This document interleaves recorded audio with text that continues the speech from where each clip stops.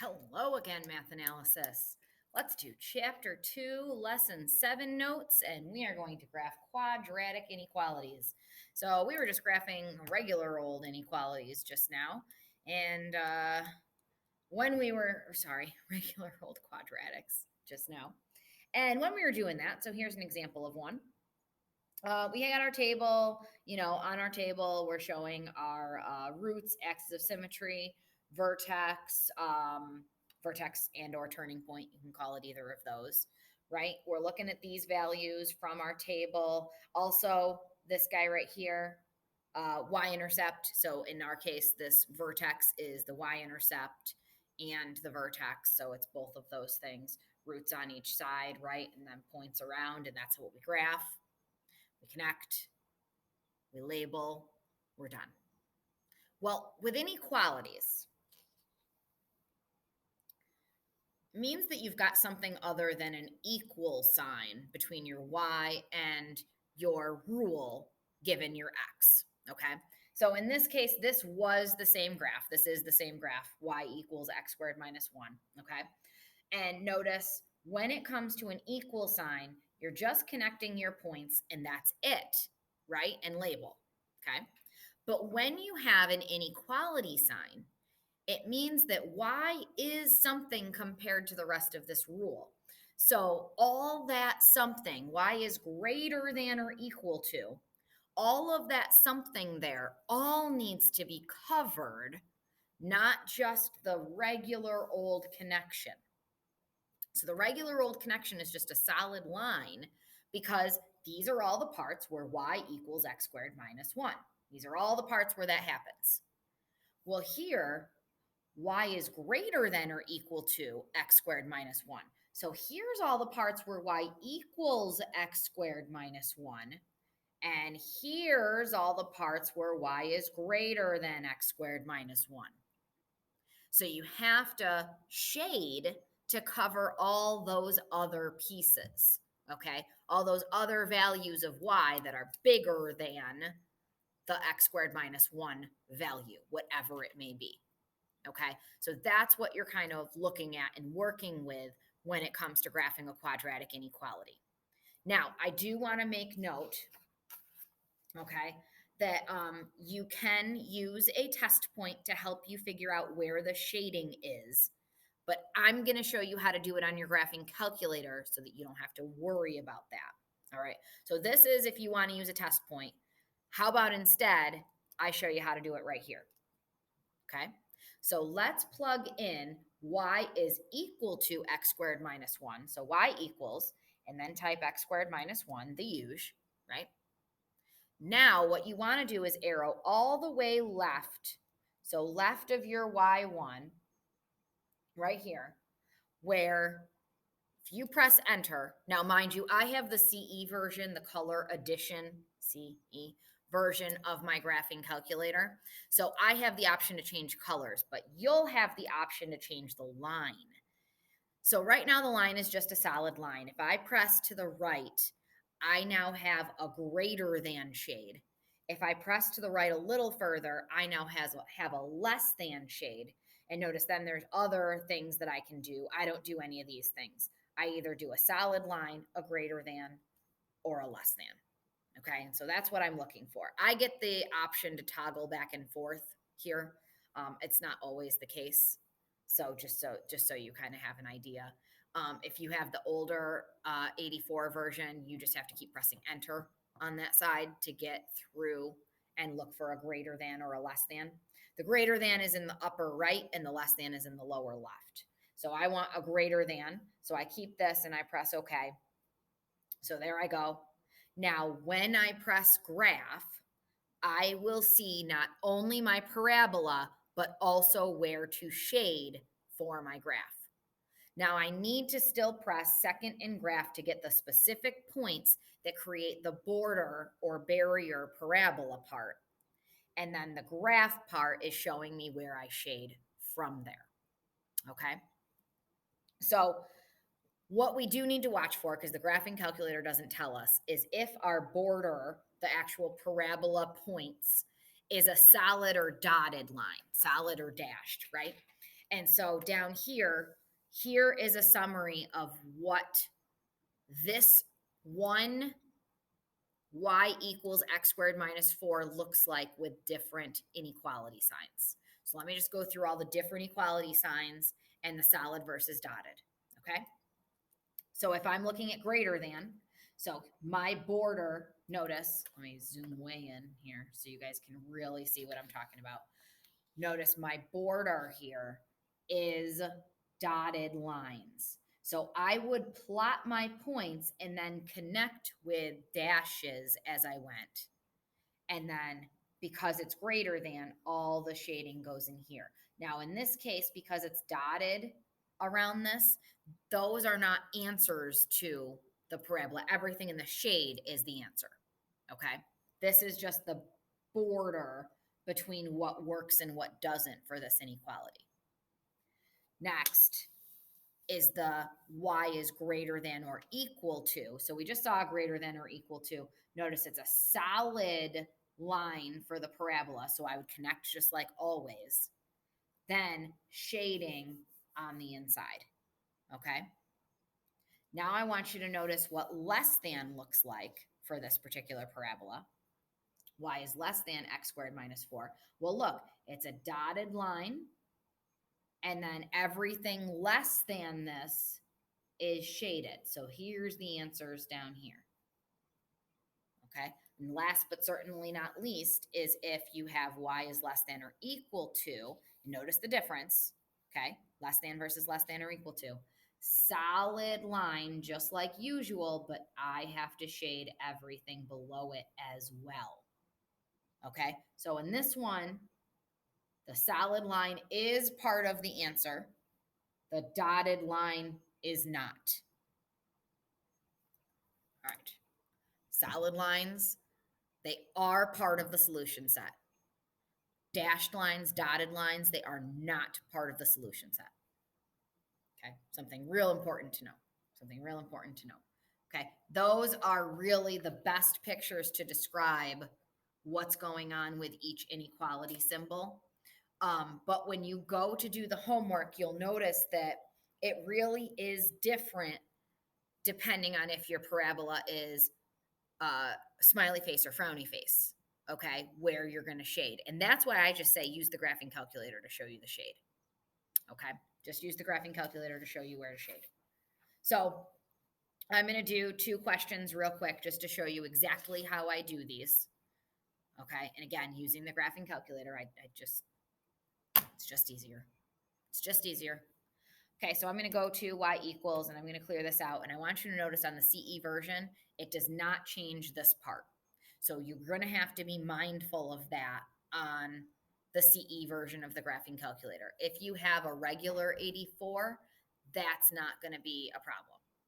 All right, so I type in x squared minus x minus 2, and I'm going to change this side over here. So arrow all the way to the left, and I'm going to make sure I have the right shade. And in this case, it is going to be the right shade because it's greater than, right? And this is a greater than symbol. So, okay. Press graph to see it. All right, so I'm going to shade on the inside. Now, I want to say to myself before I even begin, is this going to be solid or dotted? And the border is dotted because there is not an equal to part. So I'm going to say that right now. Okay, so that I don't forget when I go to connect my points that this is going to be a dotted border line. All right, now let's get the table of points. So here we go. All right, let's see something that fits here. Negative 310, that's going to fit. So let's get that on there.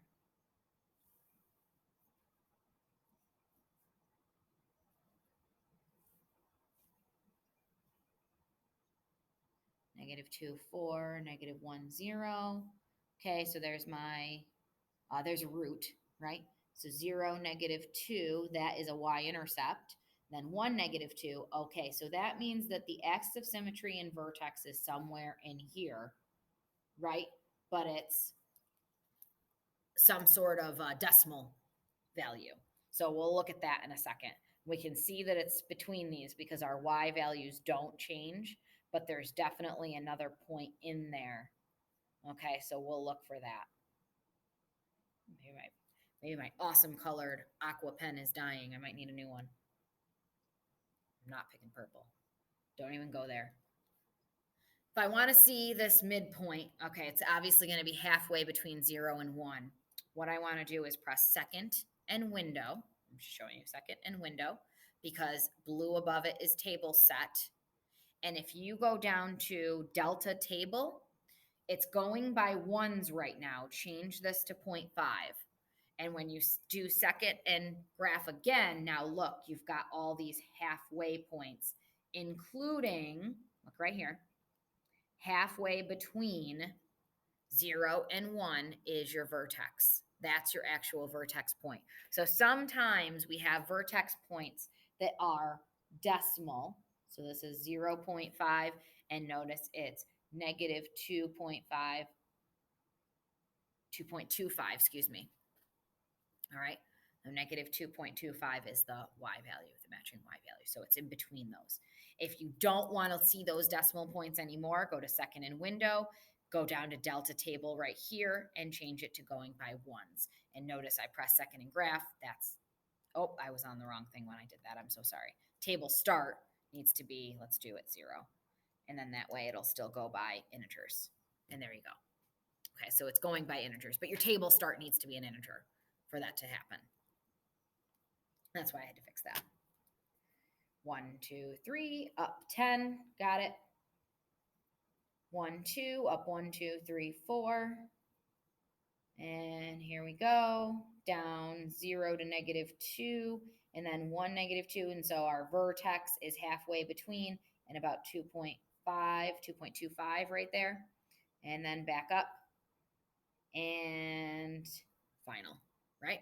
Now, I had said to myself from the get-go, dotted line, right? So when I go to connect these, notice I'm not solid, I'm dotted, which actually that point kind of just turned up. That vertex point just kind of turned up and looked like just a dash. So that works out pretty well, huh? And now let's remind myself, I'm going to press graph again and remind myself where to shade. So inside the shaded region. Notice I shade so I can still see what point values are in here. And then this is where you now label. So label your inequality in the shaded region always, because what you're indicating by doing that is I know the answers are in here. So here are where the answers to this are. That's where I'm going to label it. Okay, so you have to be real specific about that. So always label your inequality inside the shaded region. Check solid or dotted first. Okay, make sure it's really clear that we know that that is dotted, right? You can see that that's dashed and dotted. All right, as we move forward. Okay, next one. I want to use another color on my graphing calculator. I'm going to change this guy up.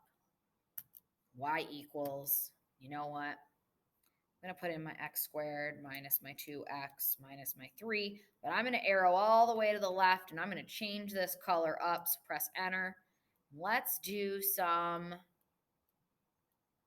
light blue, yellow. Huh. Isn't that funny that they don't have purple because it's a trash color? Ah. All right, for you purple fans, I'll try magenta because that's about as close as it's going to get. Now my line is going to need to be what actually kind of looks purple up on this. It's not on my actual graphing calculator. Okay, so we need less than or equal to. Well, right now I'm on greater than. So if I toggle to the right, I get to less than. And then, of course, enter OK. So I'm going to do a magenta line for you perps peeps. Whoa. Whoa. We got a lot of shading around this. Now, is this line going to be solid or dotted when I connect? This is going to be solid. So I want to check that before I go to put that on the graph just to make sure I connect my points correctly. I want to go second and graph to see my table of points. This is what I love about the CE version of this graphing calculator. Even the points that they list are in the color of the graph. It's just, I love it. It's the kind of color coordination and organization that I personally really bond with, right? Okay, so let me get this table on here. I'm just copying my points, and because I'm right-handed, sorry about that, I have to move it. Otherwise, it's in my way. So let's start with -312, even though I'm not going to graph that point. You have an idea of what that next point is going to be. And I'm going to show you how to do this because I know that this is going to be a little bit different looking. All right, so there's my y-intercept. Where did I leave off? 1, -4. Sorry, there's a glare over my graphing calculator from these fun lights.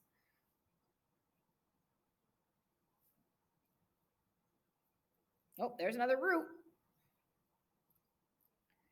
And I'm going to go to 512, but again, that's not going to fit on the graph because it's just a 10 by 10 grid. I have those just so you have an idea. This does continue, right? But look at this. So 1, 2, 1, 2, 3, 4, 5. That's only like halfway up the graph. And I know from my picture, all that stuff needs to be shaded. So I'm going to show you how to deal with that. Okay.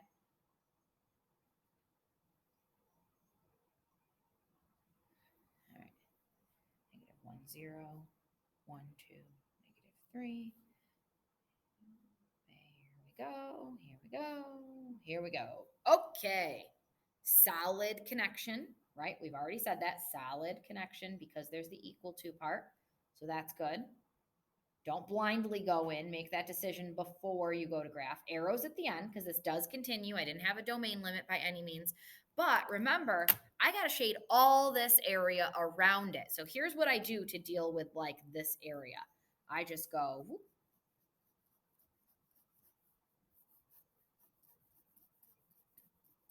So see, I know that I'm shaded around this border, right? But I'm not trying to get too close that I'm then in there. And then of course, all this down here. So I know that this is where the inequality is actually shaded. You can even go like kind of add to the shade. Right? But just be careful. Just be careful because if you cross into here, then I have to think that you don't know that area shouldn't be shaded. But notice I was kind of careful to just shade around it because I don't know exactly where this parabola is headed because I can't graph the other points because they don't fit, but I know that it's around the outside, right? And so, of course, this is where we go y is less than or equal to x squared minus 2x minus 3. So there we have it. Good stuff, right, guys? Okay. Please make sure to follow, decide solid or dotted first. Okay? Decide solid or dotted first before you connect, and be careful, be mindful of that, especially those of you who use ink. And I don't know why you're using ink for math. Yeah, okay. I do it because I'm under a document camera. Don't judge. And then make sure that you're labeling your inequality inside the shaded region. Use your graphing calculator to help you decide where the shading is going to be. Okay? You got this. It's not any harder, really not any harder than graphing a regular old parabola. It's just not. You just need to think about 2 more things, which is solid or dotted and where to shade. Okay? Okay. Good stuff, peeps. I shall be seeing you. Have a wonderful day or night or whenever you're watching this, and circles are up next.